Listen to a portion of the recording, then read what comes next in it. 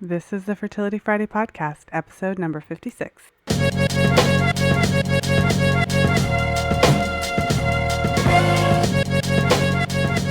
Welcome to the 56th episode of the Fertility Friday podcast. Thank you for joining me today. I'm Lisa from FertilityFriday.com, and this is your source for information about the fertility awareness method and all things fertility. If you've been enjoying the show, I'd love it if you take a moment and leave a review and a rating on iTunes. It would help the show to move up in rankings, and it also helps more people to find it. And I'd like to say a special thank you to all the listeners who have already left reviews. I read all of your reviews, and I really appreciate you taking the time to let me know how I'm doing. And if you enjoyed today's episode, please stop by the show notes page and leave a comment. You'll find all the episodes at fertilityfriday.com/podcasts, and you can also find me on Facebook at facebook.com/fertilityfridays with an S, and on Twitter at fertilefriday. And as many of you know, I've recently created the Fertility Friday Facebook group. So if you're interested in learning more about the fertility awareness method, just head over to fertilityfriday.com/community and you'll be redirected to the group. And in today's show, I'm very excited to welcome my guest, Geraldine Matus. Geraldine is the founder of the Justice Method, which is a comprehensive method of fertility awareness cycle charting that she founded in 1987. She is the CEO of Justice HealthWorks for Women, and she is the academic dean of the Justice Training College. She has worked as a fertility awareness educator and a holistic reproductive health practitioner since 1977, and she has been active in the reproductive health freedoms movement since then. She qualified as a lay midwife in 1985, and between 1977 and 1986, she actually completed the Billings Method, Serena Canada, Couple to Couple League, and Creighton trainings. If you're not familiar with those are different organizations that teach fertility awareness. And more recently, Geraldine completed her doctorate in depth psychology in 2014. Her work integrates her experience in sexual and reproductive health with a depth psychological view of healing. And in today's show, we'll be talking about the fertility awareness method, and more specifically, the history of fertility awareness-based methods in North America, how far fertility awareness has come, and what the future holds for this field, and also for fertility awareness educators. So without further ado, welcome to the show, Geraldine. Thank you, Lisa. I appreciate that. It must be interesting to hear all about yourself. Well, I'm struck by the fact that the longer you live on the planet, the longer the introduction to who you are becomes. Well, it's a good thing because you have such a vast history in this area. And so I'd love to start just to give you an opportunity to talk a little bit about your background and how you found yourself in this field. Well, I found myself in this field through personal experience. I was born in 1955, so I was coming of age in the, kind of early 70s when I started to think about sex and choices around birth control and partnership and sexuality. And at that time, birth control was not available to couples unless they were married. And even, I believe, if I'm correct, that you had to get condoms from over the counter. You had to ask for them. They weren't just displayed. And so, of course, when I decided that I would like to become sexually active, which was a huge decision for me because I was a practicing Catholic at the time and I was making a choice to have sex outside of marriage. So that was a huge kind of moral decision and social decision. I lost 5 good friends around that decision, believe it or not. And so I made the decision and was concerned about becoming pregnant. I'd known friends and family members who had gotten pregnant when they made that choice outside of marriage and became a huge shaming factor. So I wanted to be very responsible. And I kind of heard through the underground grapevine, the girls' washroom at a high school, all sorts of things unfold, and found out about a gynecologist in the city who was sort of through a backdoor policy providing young women with the birth control pill out of his desire to support us in our sexual freedoms and choices not to get pregnant. So I saw him and promptly went on the birth control pill. Unfortunately, I did not do well on it. I had many seizures and strokes and blood clots, and never once did anyone tell me it was the birth control pill, which was unfortunate. But I figured it out myself and went off of the pill and tried to get help, was kind of humiliated a lot. I was kind of blamed, my problem was because I had chosen to have sex outside of marriage and I was being punished, and those sorts of horrible things were said to me by caregivers. So that left me with condoms or withdrawal as my choice of method. And I didn't really like the condoms because I would get infections from the spermicide. Mm-hmm. And so I one day was at church, and in the little bottom of the church bulletin was a notice for Serena Canada for natural family planning. And I was somewhat familiar with it because my mother had done natural family planning, and in kind of, she had died when I was quite young, but in her goods there were these marriage manuals that described natural family planning and basically the calendar rhythm method, which she had used unsuccessfully, unfortunately, 9 children later. Um, so I was familiar with that. And so I thought, well, you know what, I'm going to try that. And maybe my conscience as a Catholic might be eased if I did natural family planning. And so I went to see this Serena teaching couple outside of the city.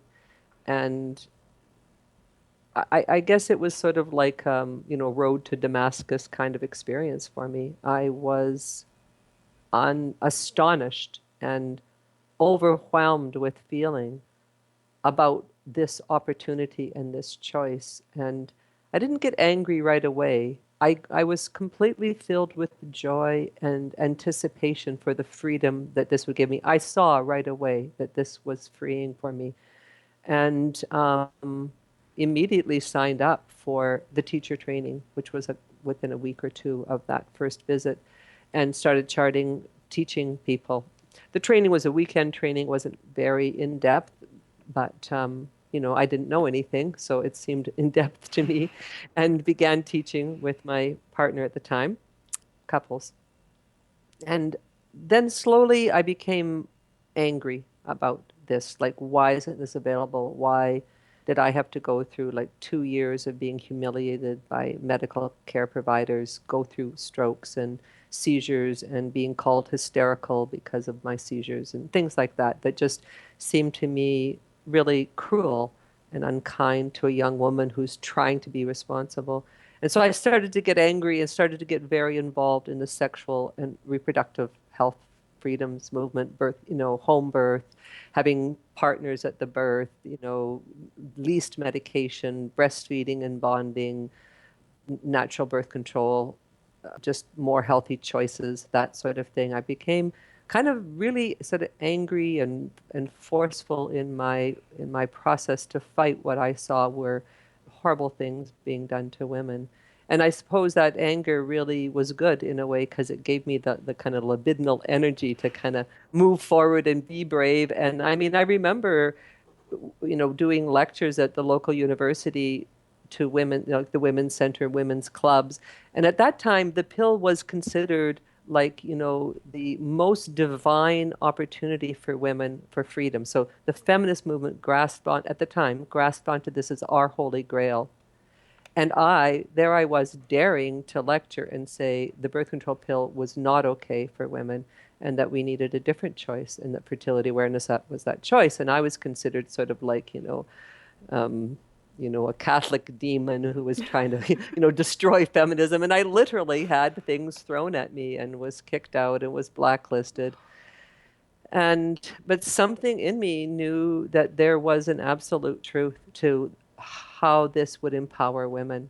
And I know how it empowered me. I used it successfully to have the pregnancies I had. I felt free. My body was healthy.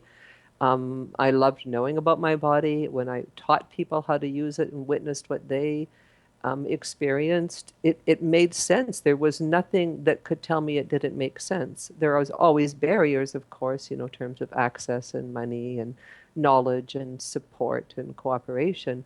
But the fundaments of it were kind of a no-brainer for me. So I sort of stayed with it.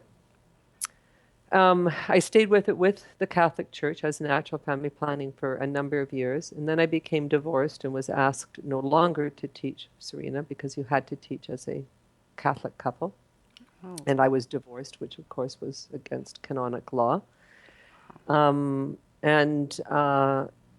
so then I decided that I would go secular, which was terrifying for me at the time. Now it's would seem so easy because fertility awareness is such a big thing now everywhere on the internet. This is before internet, before a lot of newsletters. It was like in the big city I lived, there was like one health food store, and you were really, really weird if you went into that health food store. And, it was a time of just a lot of clash between sort of established patriarchal values that kind of crush the feminine principles and the whole hippie love, peace, natural movement. It was a very, very tense and kind of chaotic time. And so I was on that sort of side, with the hippies, love, peace, everything natural movement. So I was very weird, but I was also weird to the hippie movement because I wanted to approach things also from a very academic point of view and well thought out and well schooled. I didn't want to destroy the establishment. I wanted to change the establishment, which is, of course, asking for trouble. Yeah, so then I just started teaching secularly and was involved in the home birth movement, did my midwifery training, and so there, I'll leave it at that, and then you can deepen into this if you want. Well, there's so many interesting aspects of what you were talking about. It's kind of hard to imagine that time being, a woman of the 90s when I was born in the 80s. So it's so interesting to even the thought that because you were divorced, you were no longer allowed to teach the method, even though you had the knowledge and the experience and the wisdom. And it's one of the questions that I have for you, because I've interviewed a number of different people, as you know, and most women, when they learn about this amazing method and they see how their menstrual cycle works and they do experience what you talked about, that freedom. I know I've felt that. It inspires women to do things in different ways. So for some women, it inspires them to learn the method and use it. For other women, it inspires them to write a book and try to tell the masses. In your case, at some point, you decided to teach it, but more so than that, develop a program so that this knowledge was available in a secular way so that everyone had access to it. So I'd love to hear more about your decision to share this knowledge in that way versus, say, writing a book or just going on to teach it under the umbrella of a different organization. Well, that's a good question. Well, the umbrella of a different organization was impossible for me because I was a blighted Catholic, as it were, and so was not welcome in the NFP circles. By the time I did all my training in those circles, I was a persona non grata. And not only because I wanted to have women use their own conscience around with respect to how they interpret their charts and teach them how to use barriers safely and alternative sex that might involve oral sex, which was not okay by the Catholic Church. So I was kind of a persona non grata in there. So I moved into the secular realm so that I felt there could be more freedoms and openness for women in their sexual expression, that you didn't have to be married to be taught or partnered, that you could learn just because you wanted to. And then the next big leap was that in the training I had, it was either devoid of what do you do when the menstrual cycle is unhealthy, or if the menstrual cycle is unhealthy, well, then we'll just apply Western medicine to it, which in my experience was not often helpful and covers up symptoms and stuff. But like using the birth control pill for irregular cycles, it was just more damaging to the endocrine system in the long run.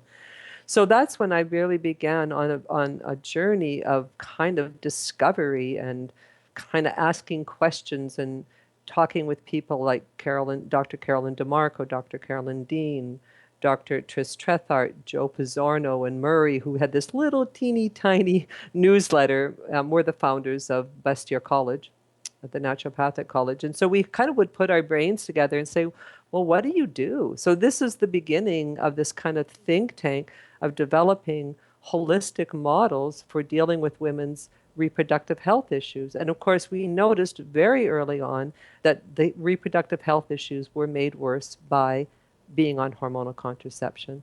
And then second, by the degradation of the North American diet. More sugar, more starches. We come from a generation where boxed cereals and candy bars and pop was a uncommon thing. It was a rare thing. It wasn't something that you had every day, and there, McDonald's wasn't really that around, and people didn't eat in restaurants and that much. So we sort of saw this beginning of this degradation of health due to the birth control pill and just changes in our kind of culture around food and lifestyle.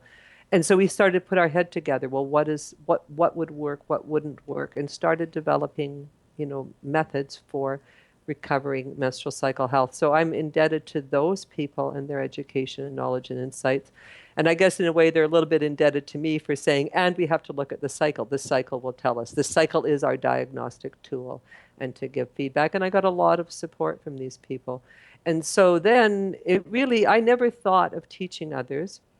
It was actually Lisa Leger, who's on the Justice faculty now, who was working for us at our clinic at the time, hounded me to teach her how to teach others. And I was busy. I had a busy practice. I had, young children and stuff. I didn't really have a lot of extra energy. And I actually I don't think I quite had the hubris to do it. But it made sense to me. And so I said, if you get a group of students, I'll do it. So I think the first class was 6 people, and I taught them how, and I developed a curriculum. And when I look back at it now, it was pretty decent. It was certainly better than anything I had at the time. And we had a lot of fun. We did it in my clinic, and we just played and talked and learned from each other, and it was great. And that really was the foundation of what is now the Justice HRHP, or Holistic Reproductive Health Practitioner Training. And what came to me, Lisa, truly, was that for this movement to move forward, it could not be like a cult of a personality, but that the principles behind fertility awareness, the principles behind women's empowerment and cooperative relationship with their body, that's what had to be supported. And then how to heal or cure the damage that has been done to our bodies by a culture, and a medical culture, that doesn't always regard our well-being. Mm-hmm. That's so profound, and I think a lot of women find, we talked about this as well, but when you start charting your menstrual cycles, you think, okay, well, I'm going to use this method of birth control or whatever it is, but you don't realize until you actually start seeing your charts and seeing the different ways that health issues and environmental issues, stress affect your cycle, and then you really start to realize how profound it is.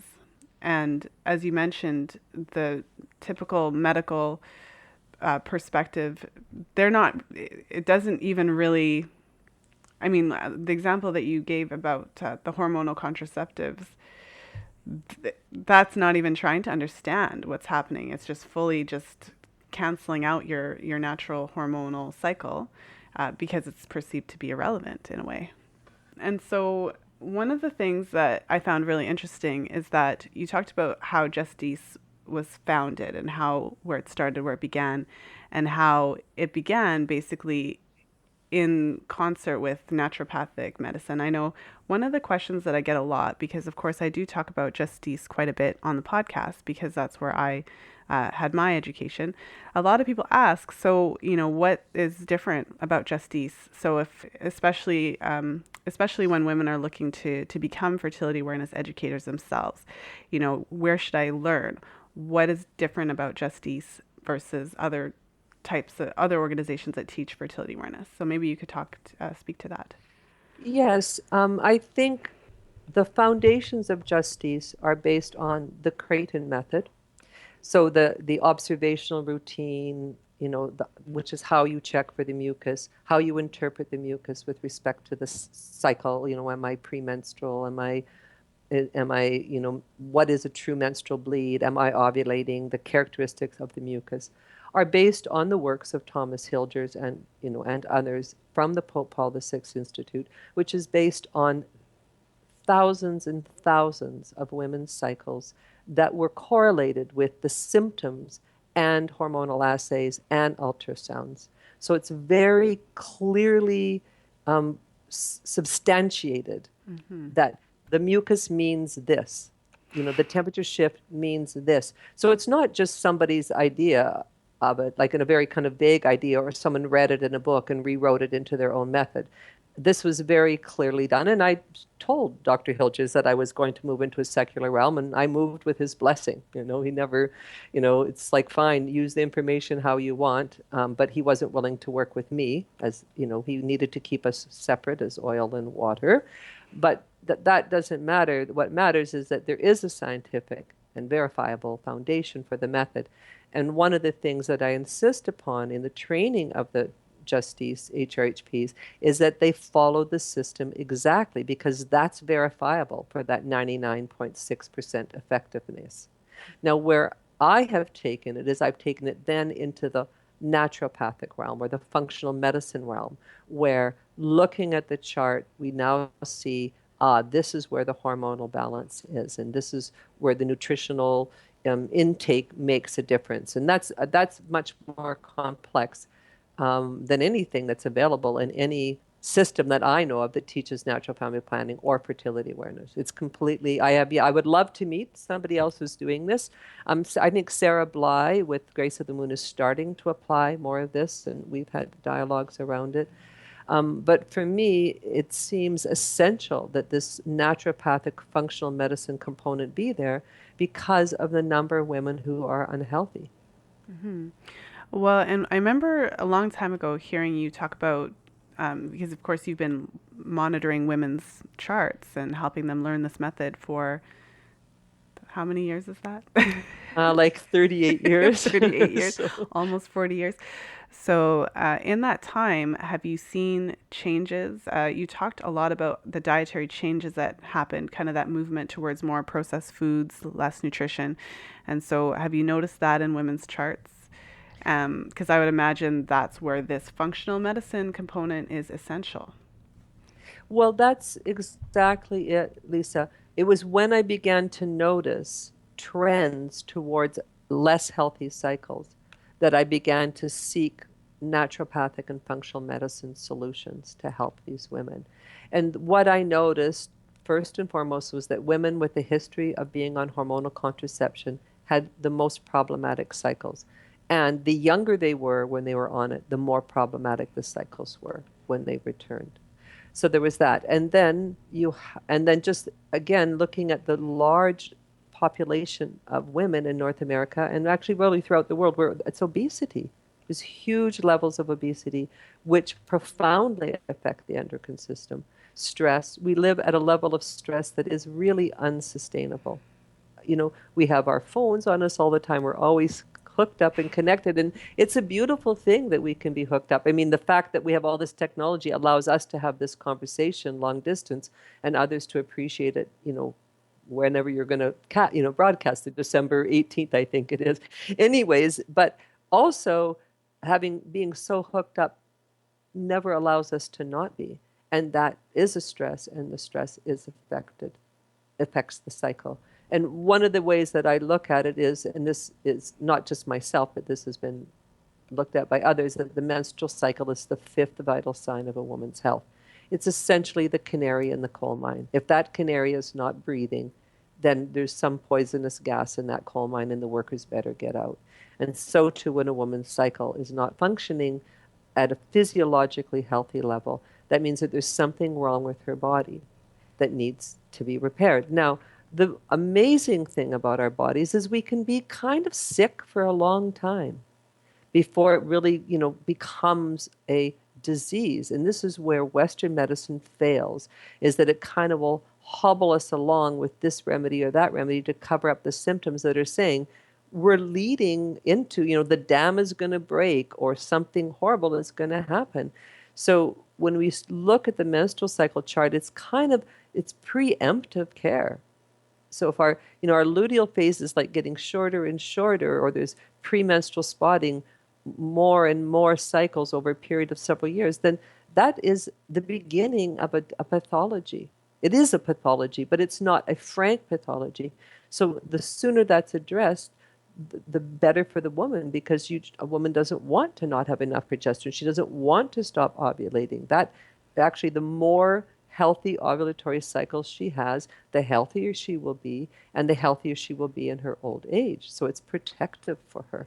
So we want to know if our cycles are healthy. Even if we don't want to have babies, we want to have healthy cycles. And of course, I know for some women, they go, well, I don't want to have cycles because they're suffering. They have ovulatory pain or they have horrible menstrual pain. But that horrible menstrual pain is not normal. It's a sign of ill health. So what do we do to correct the health problem, which corrects the menstrual pain? And then all of a sudden having a period isn't such a bad thing, and the PMS goes away, and it's kind of like, well, it's all fine. It's not a problem. And so then that woman will now be healthier. But these are things that are not commonly discussed. We are not encouraged to have a healthy menstrual cycle. We're not taught or educated about the importance of it when we do our sex ed. We're mostly, encouraged to kind of put up with it and talk to your doctor if you have pain, and to abstain. Well, and the menstrual cycle is just looked at specifically related to fertility and getting pregnant. So unless you're trying to get pregnant, it's considered to be basically irrelevant. And that's what inspires me to do this work, and that's what inspired me to start the podcast, because most women have never really heard of what a healthy menstrual cycle should look like and why it's important and why they should care about that. Yeah, absolutely. And of course, one of the things, and this is sort of maybe a little bit of a philosophical rant and maybe an invitation to women, but when we only care about our fertility, when we want to have a baby, we have just commodified our own bodies. We've just objectified ourselves. When really, self-love means that we care about our body all of the time, not just for how we can use it, but because it's us. It's who we are. We can't be anything without our body. We can't think, we can't feel. So caring for our body is essential to our whole well-being.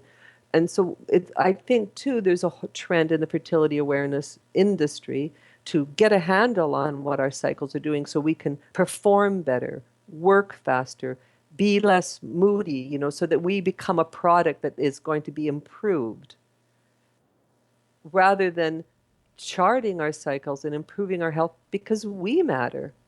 It doesn't matter what somebody else thinks about our performance at work. It matters, but that's not the primary concern. The primary concern is that we care about and love ourselves and be taught that the health of our cycles is critical for the health of our old age. If you want to be a sexy, sassy, bright, lively old lady, make sure your menstrual cycles are as healthy as they can be. Well, this is extremely timely because the interview that I just released the week before our interview is actually with Geraldine Pryor. And we talked a lot about that. So it's very fitting that we're having this discussion in this order. I guess you could say. So let's get into our topic a little bit, which is more of the history. So we've talked a lot about that. We've started to get into the history of Justice, but maybe we could delve into the history of fertility awareness-based methods. We've mentioned a number of them, and to give the listeners a sense of where this is all coming from, and then we can get into where it's going. Right. So when I established the Justice Method and began teaching from that model and training people, I became aware of other women in the United States who were as well trying to set up secular models, who had gone through natural family planning training, had read the books or whatever, were midwives, well woman care providers. And there's little places throughout the states where they were doing this. So we came together and tried to develop like an association. Well, that didn't work out. It just because personalities got in the way, and that's okay. We were all maybe a bit young and foolish then. And so it kind of fell to the side, and everyone went off and sort of did their own thing. But more recently, that's been revived through the work of Eileen Richmond with the Association for Fertility Awareness Practitioners. So she was stubborn enough and persevering enough to really want to hold it together and to invite people to come, putting principles before personalities and really working for the professionalization of what we are trying to do so that we can have like standards of practice and that the consumer will be able to know that the people who are trained or certified as fertility awareness educators have a certain level of education, certain skills, etc. So that it's not just anyone's hanging up their shingle, but that there's some continuity of care, as well as collegial interaction and sort of co-education and continuing education. So Eileen's been at this for now, oh my goodness, quite a while, I think. Like, I'm not sure, like 12 years or so. And with fits and starts. And now I think we're getting pretty solidly established. It was the Fertility Awareness Network. Now it's the Association for Fertility Awareness Professionals. We're in the process of developing a core competency and a review process for people who want to be certified. Again, it's looking at that standard practice. So that's extremely exciting. And it really allows us to come together and share knowledge in a way that is professional and collegial, and also just really building a foundation for the future so that, when all of us old birds are gone, the next generation has something to stand on and build on. And that's terribly important. One of the reasons that I continue in this work, and, there's sometimes I just want to be home all day and play with my grandchildren. What keeps me in this work is I realize I have a huge body of knowledge, and there's a certain responsibility, I feel, to pass that on to others so that the next generation can build on that, revise on it, and not struggle the way I did to be so alone and so persecuted in bringing the knowledge forward. That just seems like a waste. So that is part of the motivation, not only for myself, but the whole idea of the Association for Fertility Awareness Professionals is that there's going to be ground, for your daughter or my granddaughter to stand on and to work from if this is something they choose to be involved with. Well, I think that's one of the really interesting things. As I had alluded to before, there's so many different ways you could take this knowledge and, and you chose to basically create an army, an army of Geraldines by training HRHPs to go out into the world and share this knowledge. And the impact of that, I guess, is yet to be seen because given our discussion about the health of women overall and how that's changing just in our modern day society. And also when women start to chart their cycles, I would be really curious to know what percentage of women have these perfect textbook cycles that have all the parameters within normal, and what percentage of women have unhealthy cycles, because that just speaks to the need to have more practitioners that are able to help women address these issues naturally. Yes, I would agree with you, Lisa. And I just, it might seem like I'm building an army of Geraldines, but really it's more heaven forbid. But it's a deep mentorship. And one of the most exciting things about working with these women and now working with the faculty is that we get to take women into this process who had like the same sort of sparkling idea that we did, 20, 30, almost 40 years ago. And we get to fan the flames. We get to guide them and support them. That is so healing and enlivening. When I hear the same words coming from my students that I said, nearly 40 years ago, and I know how to help them, that is so exciting.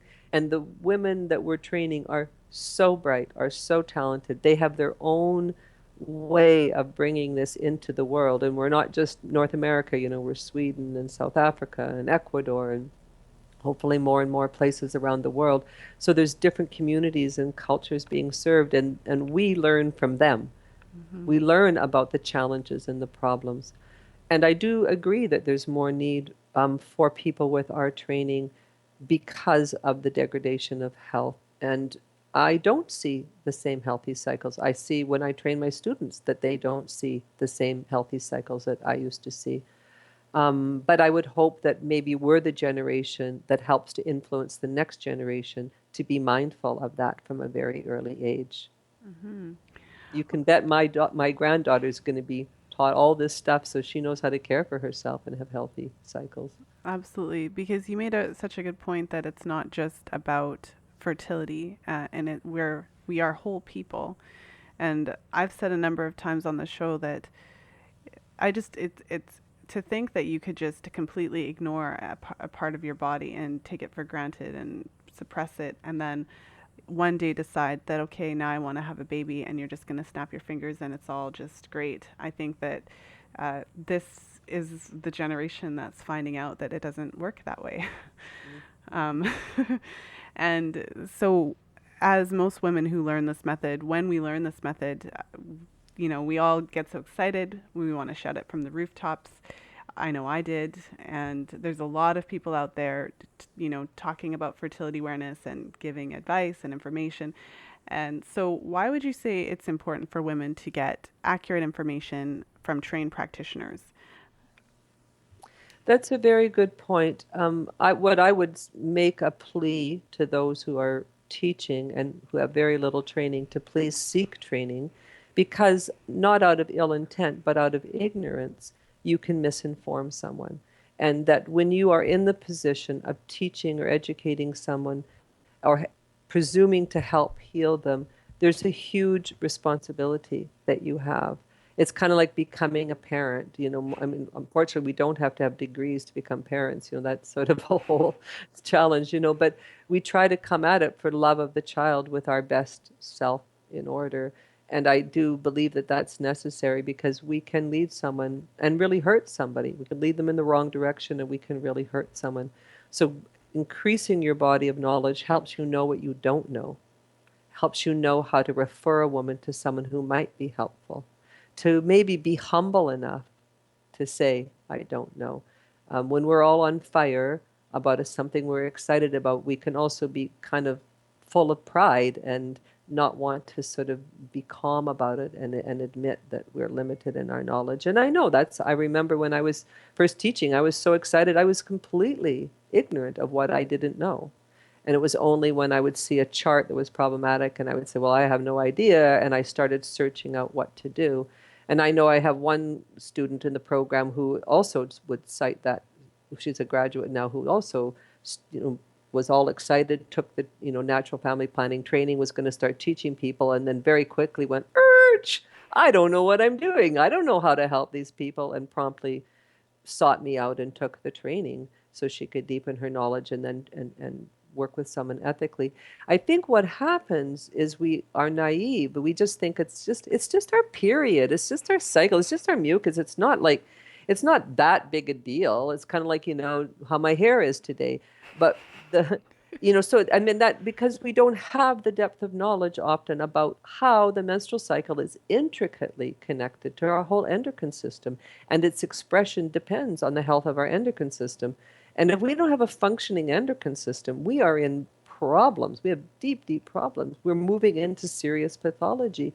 And our menstrual cycle is like kind of hanging in the little hammock of our endocrine system, right in the middle. And if that endocrine system, is out of order, our menstrual cycle is just like plopped over the edge of that hammock, maybe into the spiny cactus or something like that. And so when we're practitioners, we need to be mindful of that. And so I would say take your enthusiasm, do it, but also learn from whomever you can, and be humble. Hmm. I can think of an example of the what you don't know. So just a random anecdote of mine. But when I started charting my cycles, I noticed my cycles were really, really long. They were like 45 days on average. And I remember, I was probably 19 or something, and all feministy and really excited about my uniqueness. And so I remember thinking, kind of trying to wear it as a badge of honor, like, oh, my cycles are unique, right? Because every woman doesn't have a 28-day cycle. And that is problematic because a 45-day cycle is indicative of a problem. And my ignorance didn't allow me to know what that meant until I actually started working with a practitioner and learning more about it. I think that the point you make is really important because you don't know what you don't know. And if you haven't had any type of training, then of course, anyone can teach the the rules and the very basic understanding. But as soon as you encounter a woman whose cycle is not straightforward, if you don't know the ways that that could be problematic, then you don't really know how to help her. And that could lead to a lot of different things. It could lead to a woman just going right back on the pill because her menstrual cycles are so painful that she can't deal with it. And, she tried getting off of them to learn this method, and without getting any type of help or assistance, she feels that she has no option. So I could see exactly what you're saying and the number of ways that that could be negatively impact women.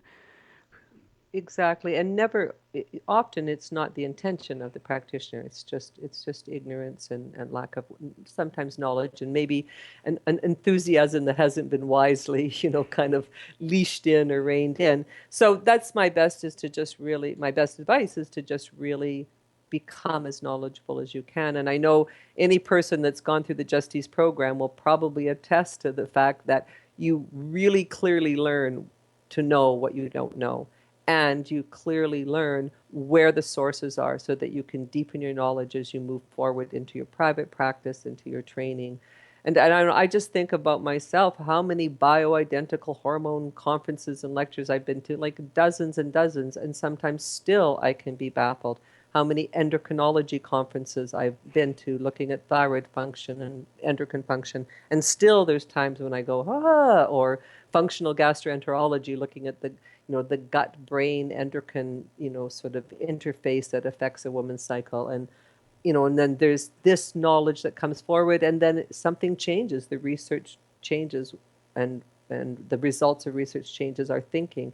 So it's like staying abreast of the knowledge and deepening into it and learning to discern, what knowledge is really valuable and usable. And of course, we have this wonderful thing called the internet, but also a lot of what's on the internet can be very skewed to a Western medical perspective, which may or may not be helpful, or can be skewed towards a sort of radical anti-establishment view, which in itself might not be helpful. So then, the person who's training and learning needs to also become very critical in their thinking and really learn how to sort of read research and examine it, and not just the New York Times wrote the column, but what was that research article itself about? And that most research is done on animals, not human beings, and so we're extrapolating from mice to women, and we're going, oh yeah, so we're just going to do this, but we have to be mindful that it's an extrapolation.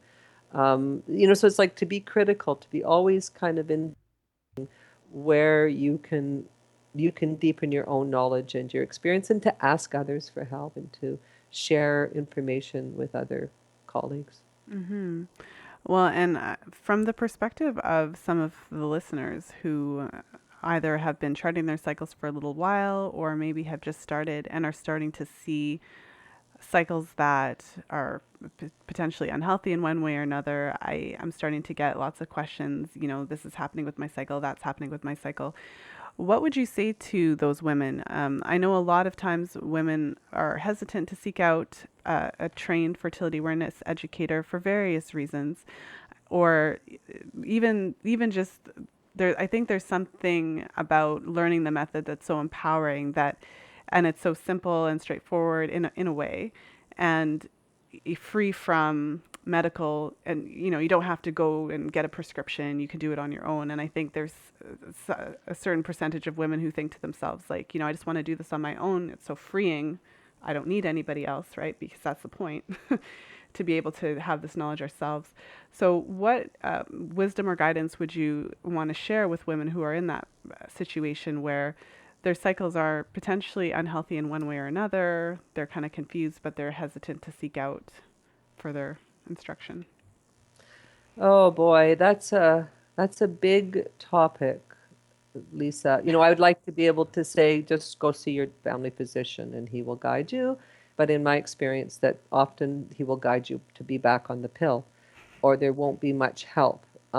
So first of all, if a woman finds that her cycles are not looking healthy or normal, then I would suggest that she have a little talk with herself and say, do I want to have healthy cycles? And yeah, I want to do this all on my own, but clearly my body is telling me that I might need help. And to kind of humble down to that fact, it's always hard to know that we might be sick. And I know that many times women will stop charting when their cycles look funky because they don't want to face the reality that they might be sick. So it's kind of a little bit of a moral, ethical dilemma for a woman that she has to come to the kindness towards herself to say, I need help.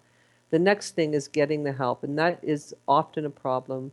I run into it a lot in my practice. The people I train run into their practice that you need to find a functional medicine physician that's close by, or naturopath, or certainly some resources where suggestions can be made, like certain books and certain websites where there can be help. And I can't even list them all now, but that's where I would say it's worthwhile to talk with someone like a holistic reproductive health practitioner or somebody who's had some very in-depth training. They're likely to be able to guide you to some possible routes and solutions.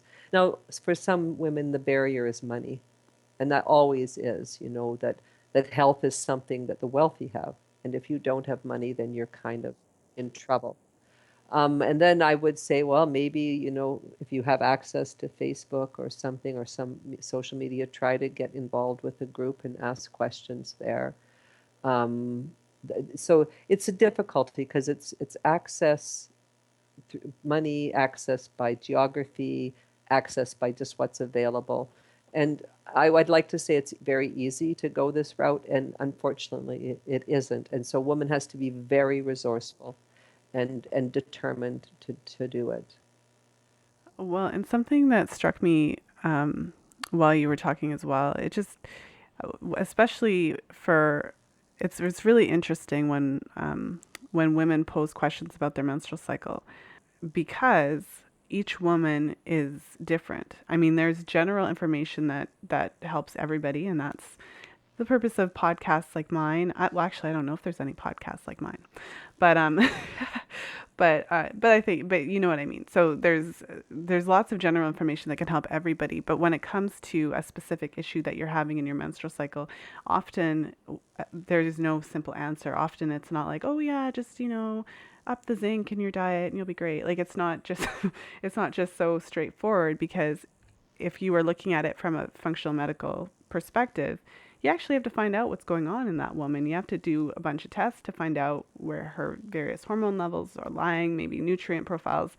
You know, I would, there's just so many different things that could be going on with her that could be impacting this. It could be stress.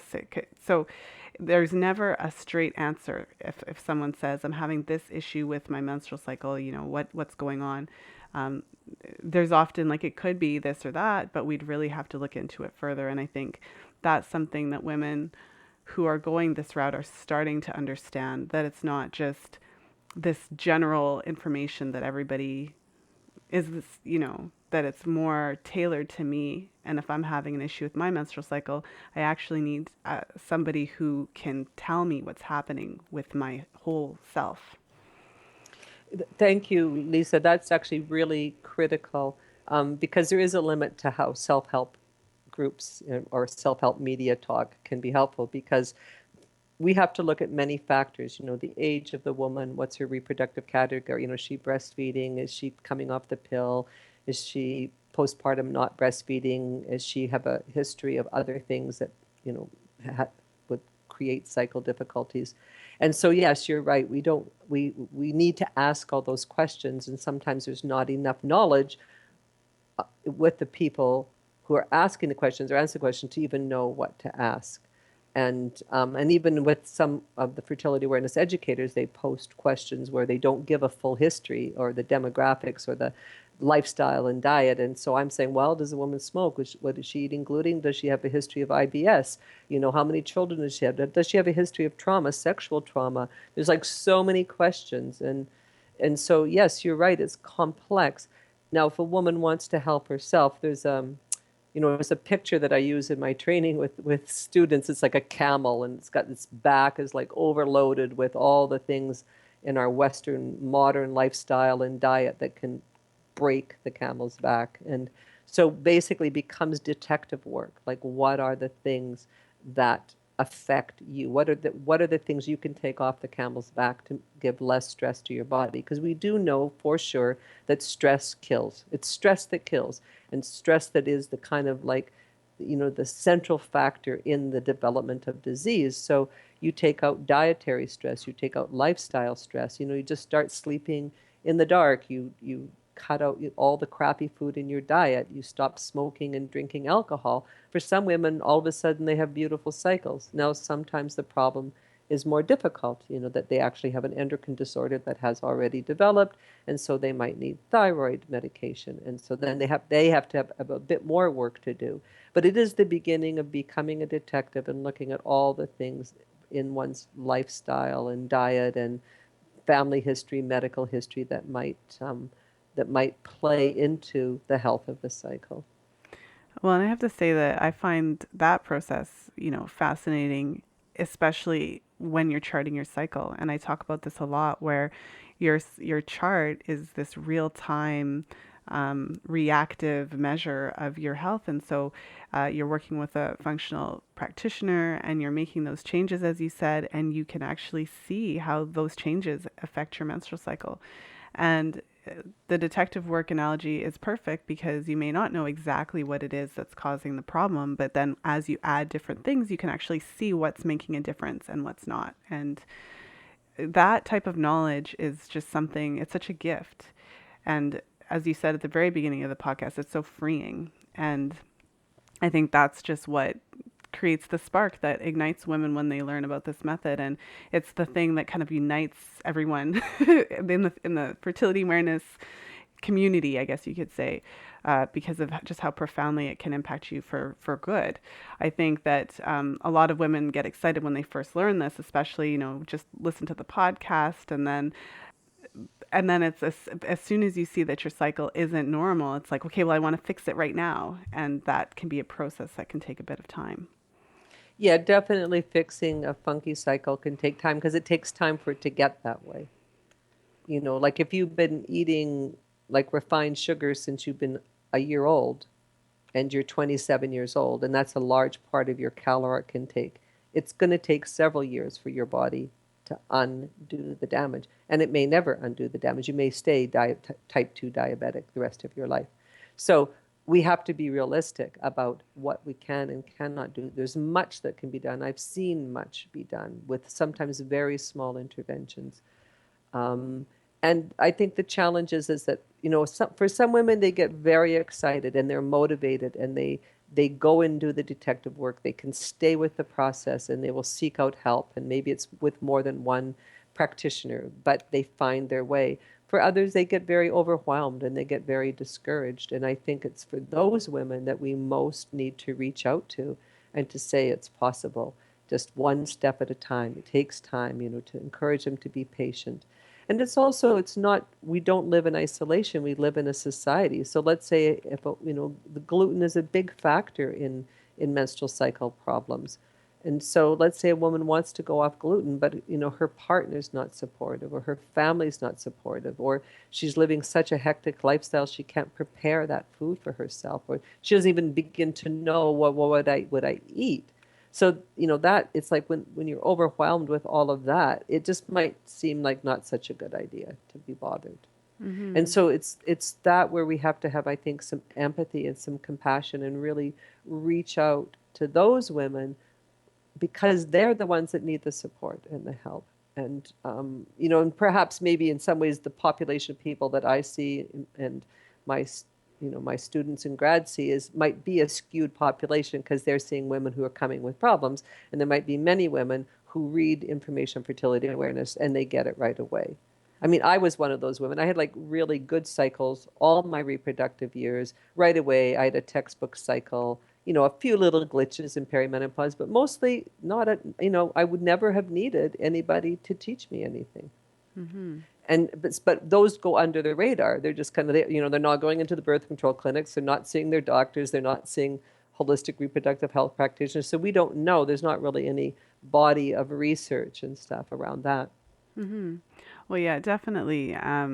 There's a group of women that doesn't need to have any type of intervention. And I think it's interesting if you're part of a group or forum, I would imagine that a lot of women would be like, well, why would anyone need to see a fertility awareness educator? This is easy. And if it's easy, congratulations, you have Exactly. a wonderful cycle. And because if it's easy, it's because you're ovulating when you think you should be, and it's pretty easy to tell, and that would make a lot of sense. But there's Right. even more. Even speaking with Geraldine prior, as I mentioned, there's more to it than that, because you could have a perfectly regular cycle and maybe not notice that your luteal phase is getting a little shorter and shorter. You may not. There's certain things that That you still need to learn and understand that you may not be aware of. Yes, for sure. absolutely. Yeah. So as we're gearing towards the end of the interview, I wanted to ask about, so just to kind of bring it home, I guess, for listeners, because I know some of the listeners are women who are learning to chart, and this is all brand new. And a lot of my listeners are in that category of trying to conceive and maybe having difficulty doing so. So maybe you could offer some words of wisdom or hope if a woman has noticed problems with her charts and she's having difficulty conceiving. I know it's a big topic, but speak to her, and then perhaps we could speak to women listening who are wanting to become educators themselves. Well, for the woman who wants to become pregnant, I would say look at what the load on her camel's back is and begin to address that. Certainly make sure her partner is fertile, if she's a heterosexual couple.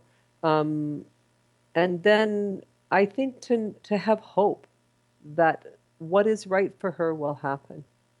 That sometimes, and I'm going to speak as a psychologist, that sometimes women come to me wanting to get pregnant, and it's actually not really what they want. They want to become creative. They want to give birth to something that's inside themselves. And when that happens, the desire to have a physical baby is not, it may go away, or it's not so important. And so we have to really be willing to enter into the process and not become too willful, to care for our body, to do things to help our body be optimally healthy, and also in a way to let go into what is the imagination for myself. And also to be mindful that, new reproductive technologies, they might get you a baby, though the statistics are not that great, but they will harm your health. There's no doubt about it.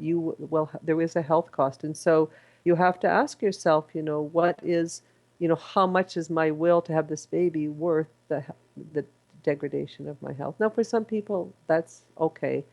But I invite people to think about it, because again, it's not just what we want in the minute. It's how will it be for the rest of our life. And my heart goes out to those women, because I have children, and that was easy for me, and that's been like one of the hugest gifts of my life. And so to imagine a woman having that desire and not having it fulfilled, it's a very, very difficult thing to imagine that it would be like to be for that woman. And so I would only, give my kind of hope and blessing for her that would be fulfilled, or that she would find a way to be at peace with it. Mm-hmm. As far as training, I'm all for training, train through Grace of the Moon, train through Justice, train through Creighton. If you want to practice as a Catholic, I would say those three are probably the best that I know of for solid training. If you can't afford the training, then read, learn on your own, ask questions, and be very responsible with how you're teaching others. Mm-hmm. Well, I think that's perfect, because that's all you can really, because I mean, as long as you're being responsible, and as long as you said something earlier too, if you don't know, just be honest about the fact that you don't know, and then try to find the answer, because I feel like it could be more harmful, the things that you don't know. So a few questions to end the show today. What would you say is the biggest myth about fertility that you would like to see corrected? Oh, that's a difficult question. With fertility, with respect to like achieving pregnancy? Um, I guess however you take it. Oh, okay. I would say that proper thyroid function is essential for a healthy menstrual cycle, and that most menstrual cycle dysfunction is related to unhealthy thyroid function. And that's a complicated thing. But if you think you have a funky cycle, that's the first thing you look at and read about it. And yeah, and get some professional help. Okay. And given your history then with the fertility awareness method, what would you say is the biggest myth or misconception about the fertility awareness method? That women can't learn it or do it effectively. And for a woman listening who is currently on the pill or some sort of hormonal contraceptive, and she doesn't want to get pregnant right now, but she is thinking about pregnancy within the next 2 to 3 years, what advice, if any, would you give to her? Well, I would suggest that she get and read Coming Off the Pill book that myself and Megan Lalonde wrote, which really outlines what to expect. That she speak with a naturopath or a functional medicine physician about her intention to go off the pill, because you can have some really unkind responses to going off the pill. You can become very sick, and so you want to know that someone's got your back if things go wacky, and the things you need to do to support it, which is what the Coming Off the Pill book tells you. So I would say for those women to really seek out some help, even if it's short term, to get you through, and that if you want to get pregnant, definitely wait a year of healthy returned cycles. And so some women's cycles don't ever return to health coming off the pill, or certainly it takes a long time, so to be patient. Now, to be patient when you're 35 and you want to get pregnant, that's a tough thing to ask, and that's sort of the consequence of our choices, unfortunately, but definitely wait as long as possible, and there's plenty of literature that suggests that that's a wise thing to do. You don't want to have a pregnancy where those contraceptive endocrine disruptors are still swimming around in your system, as it were. Well, I think that's a brilliant note to end on today. And we'll definitely have to have you back to talk more about the endocrine system, because there's just so much to delve into there. But thank you so much for being here, Geraldine. I really appreciate you taking the time to share your knowledge, your experience, your wisdom, your passion. You're one of my mentors, and I've admired your work for a long time. So it's really nice to be able to have this type of discussion with you. I get to ask you all these great questions. And so how can our listeners get in touch with you, learn more about the Justice training program if they're interested, or just learning more about where they can find a Justice HRHP practitioner? So they can go to the Justice website, www.justisse.ca, and then they will be directed to the Justice Charting app, help practitioners to help them. There's a little map so they can find someone close by them. All of the practitioners are trained to work by distance. And if they can't see you, they'll probably know someone who can, or someone in your region who might be able to help you. And also they can just, contact me at Geraldine at Justice if they have any specific questions, and I will try to be of help or direct them. I think that's about it. Okay, well, thanks again, Geraldine. Okay, and thank you, Lisa. Really appreciate your work and passion. Oh, thank you so much. Thank you for listening. If you enjoyed today's show, please share it with a friend. I'd love to hear your thoughts on today's show, so head over to fertilityfriday.com/56, so the number 56, and let me know what you found most helpful from the show, or what you found most surprising. You can find me on Facebook at facebook.com/fertilityfridays with an S, on Twitter at fertilefriday.